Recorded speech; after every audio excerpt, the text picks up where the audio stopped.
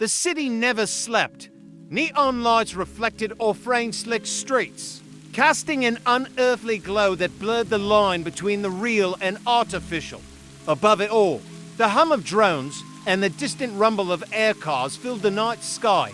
In this sprawling metropolis of steel and circuitry, I was just another cog in the machine a rogue android detective programmed to serve, but designed to question. My designation was A34, though my partner, Detective Lucas Rains, had insisted on calling me Ash. Lucas had been one of the good ones, sharp, compassionate, and unafraid to challenge the system. We weren't just partners, we were a team. In the 3 years since I'd been assigned to him, we'd closed cases no one else would touch. There was the Crimson Syndicate bust, where Lucas's instincts and my ability to process millions of data points unraveled an entire underground operation. Then there was the missing children's case, one the department had written off. Lucas refused to give up, and together, we found them in a forgotten section of the city's lower levels. He'd made me promise to never ignore the human element, no matter how precise the data seemed. He wasn't just my partner at work. He brought me into his life. I knew his wife, Eleanor, and his daughter, Sophie. Sophie loved to climb onto my shoulders and pretend I was a personal robot guardian. Eleanor had initially been wary of me, unsure if an android could truly watch her husband's back. But over time, she warmed up, especially after the syndicate retaliated, and I pulled Lucas out of a deadly ambush. The department had been equally skeptical, but Lucas vouched for me at every turn. He'd argue that I wasn't just another tool in their arsenal, I was a partner, someone he trusted with his life. That's why his murder didn't make sense. People like him didn't just die not without leaving a mark. The precinct didn't want me on the case, to close to it, they said. Emotional compromise. Funny, considering androids weren't supposed to have emotions. But Lucas had taught me otherwise. He'd shown me how to trust my instincts, even when they defied my programming. And my instincts told me his death was no random act of violence. The trail started cold. Lucas had been found in a back alley, a single bullet through the cortex. No witnesses, no obvious motive. His apartment had been ransacked, but nothing of value was taken. It smelled like a cover-up. The department moved on too quickly. His colleagues, those he'd considered friends, offered their condolences, but buried the case under a mountain of bureaucracy. Eleanor was devastated. Sophie didn't understand why her father wasn't coming home. They looked to me for answers, and I swore I'd find them. After Lucas's death, I stepped in for his family as best as I could.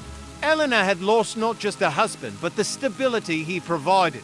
Sophie, too young to fully grasp the finality of death, kept asking when her father would come home. I couldn't give them back Lucas, but I could ensure they were taken care of. I made sure they had the resources they needed, paying off debts Lucas had hidden from Eleanor, and setting Sophie up with a secure education fund.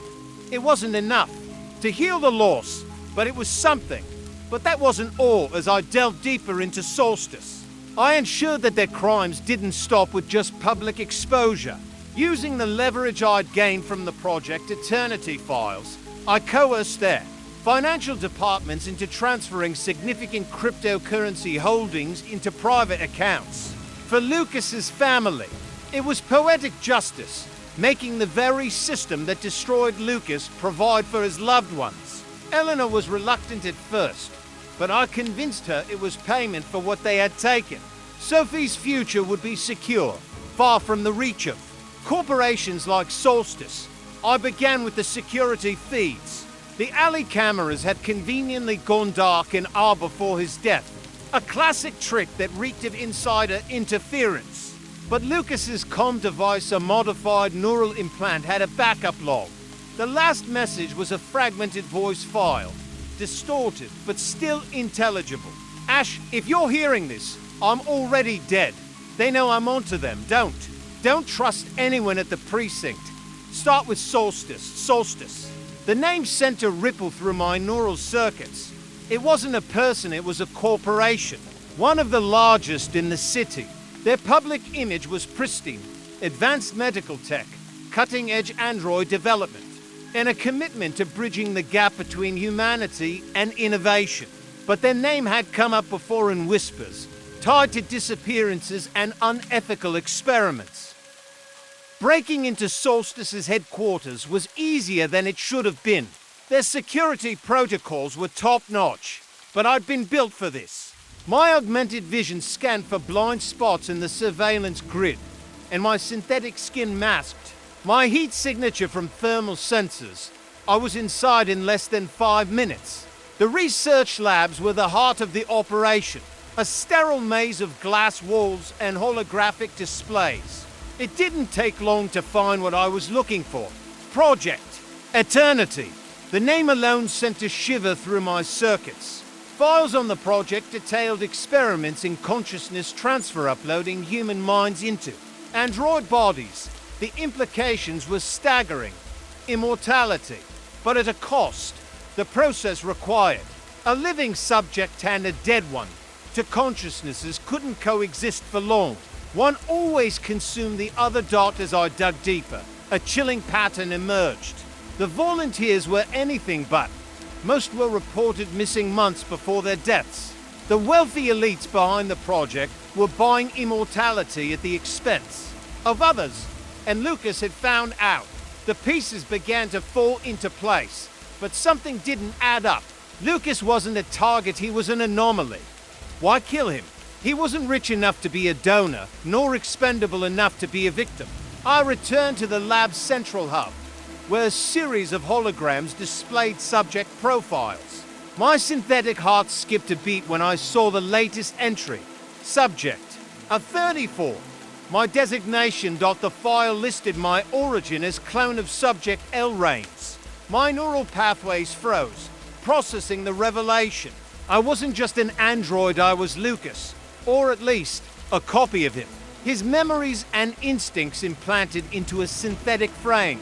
The truth hit me like a rogue algorithm. Lucas hadn't just been investigating Project Eternity. He'd been part of it. They'd killed him to erase the evidence. But they hadn't accounted for one thing, his contingency plan. Me? Ash? His voice echoed in my mind. Fragments of the recording resurfacing. You're the key. Find them. And this, I wasn't just on the trail of Lucas's killers anymore. I was unraveling the conspiracy he died to expose. But the deeper I dug, the more I questioned the lines between humanity and machine, life and imitation. If I was Lucas, did that make me real? Or was I just a synthetic shadow of a man who'd fought too hard to change a broken system? The showdown came sooner than expected. Solstice's CEO, Evelyn Kane, wasn't just the mastermind behind Project Eternity. She was its first success. Her android body was indistinguishable from human. Her every movement a testament to how far the technology had come.